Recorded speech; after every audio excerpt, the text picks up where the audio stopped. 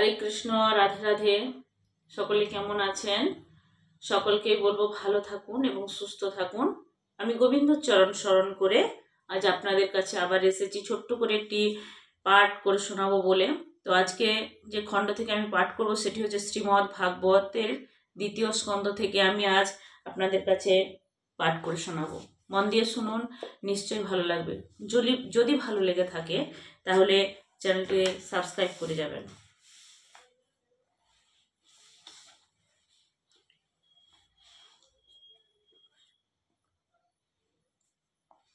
রাধে রাধে সকলকে।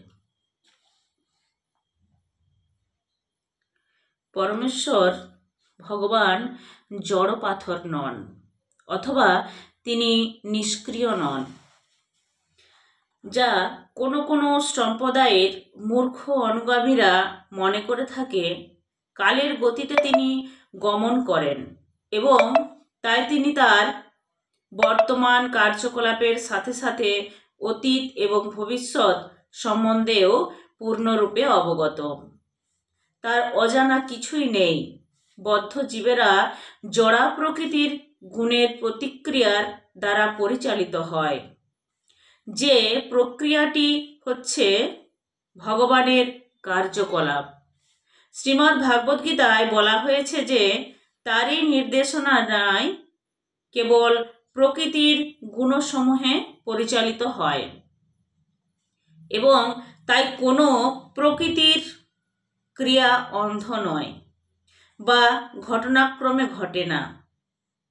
পরমেশ্বর ভগবানের তত্ত্বাবধান হচ্ছে সমস্ত কার্যকলাপের সংগঠনকারী শক্তি এবং তাই ভগবান কখনো নিষ্ক্রিয় নন।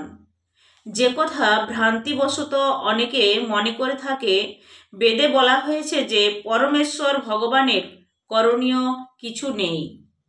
ঠিক যেমন একজন উচ্চপদস্থ ব্যক্তি নিজে কিছু করেন না, তবে সব কিছুই তার পরিচালনায় সম্পাদিত হয়। তাই বলা হয়েছে যে ভগবানের অনুমোদন ব্যতীত একটি তৃণও নড়ে না। ব্রহ্মসংহিতায় বর্ণনা করা হয়েছে যে সমস্ত ব্রহ্মাণ্ড এবং তাদের অধীনশ্বর ব্রহ্মার স্থিতি হয় কেবল তার একটি নিঃশ্বাসের কাল অবধি।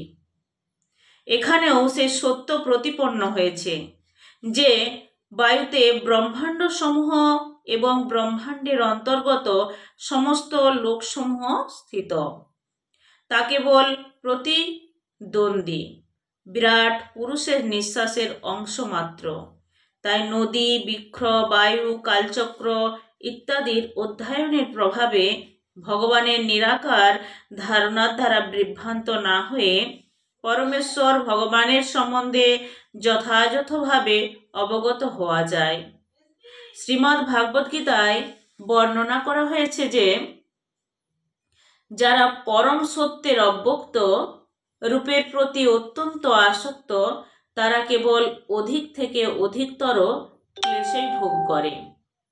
কিন্তু যে সমস্ত বুদ্ধিমান ব্যক্তি ভগবানের সবিশেষ রূপের শরণাগত হন, তাদের জীবন আনন্দময় হয়ে ওঠে। হরে কৃষ্ণ, রাধে রাধে।